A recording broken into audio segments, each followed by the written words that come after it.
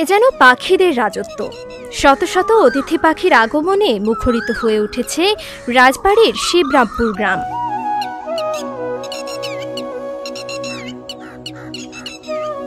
পুরো গ্রাম জুড়ে এখন পাখির কলকাকলি, ডানার ঝাপটানি আর কিচিরমিচির শব্দে মুখরিত, যা দেখতে প্রতিনিয়তই দেশের বিভিন্ন প্রান্ত থেকে ছুটে আসছেন ভ্রমণ পিপাসুরা। এত পাখি শুধু টিভিতেই দেখেছি, কিন্তু এখন নিজের চোখেই দেখছি। আমাদের বাগানে পাখিগুলো এসছে, খুবই সৌন্দর্য। বিকালে বেলা দেখলে আমরা তো এখানে এসে দাঁড়িয়ে থাকি, খুবই সৌন্দর্য লাগে। 8 মাস ধরে পাখিটা আসতেছে এখানে। কিছু কিছু আসছিলে, এখন একেবারে ফুললি এত পাখি আসছে, মানে বলার ভাষা নেই এটা। প্রতি বছরের মতো এবারও শীতপ্রবণ দূর দেশ থেকে উষ্ণতা ও খাদ্যের খোঁজে ছুটে এসেছে এসব অতিথি পাখি। তারা আশ্রয় নিয়েছে রাজবাড়ির সদর উপজেলার বাণীবহ ইউনিয়নের শিবরামপুর গ্রামের করবাড়ির শতবর্ষী গাছগুলোতে।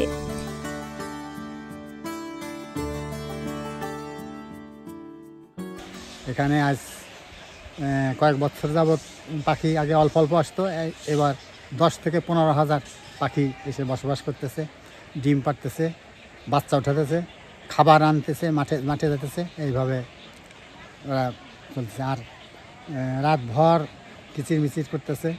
সকালে উঠে সবাই ওদের প্রধান খাদ্য হলো শামুক। এই শামুক নিয়ে এসে ভাঙিয়ে দিয়ে বাচ্চাদের খাওয়ায়।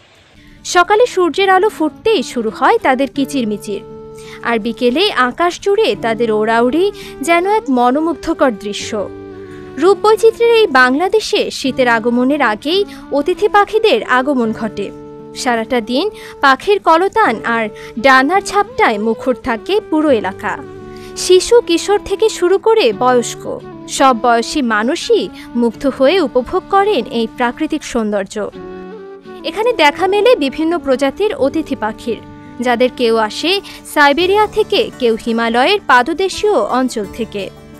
পরিবেশবিদরা বলছেন এসব পাখি নিজেদের জন্য নিরাপদ আশ্রয় ও খাদ্যের সন্ধানে এখানে আসে, তাই তাদের অতিথির মতোই সম্মান জানানো উচিত। যেটা মনে হয়েছে যে ওইখানে কিছু সমস্যার সৃষ্টি হচ্ছে। সমস্যা হলো রাতে কিছু ছেলেপেলে টর্চ লাইট দিয়ে পাখি বা পাখির ডিম এগুলো নিয়ে যাচ্ছে, এগুলো আমরা শুনেছি, দেখেওছি। পাখি রক্ষায় এখন যে পরিস্থিতি ওখানে সৃষ্টি হয়েছে, এখানে প্রশাসন বা বন বিভাগ এদেরকে এগিয়ে আসা দরকার।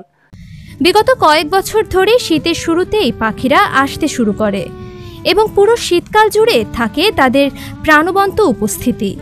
সত্যি করবাড়ির এই পাখিবাস এক অনন্য অতিথি পাখির স্বর্গরাজ্য।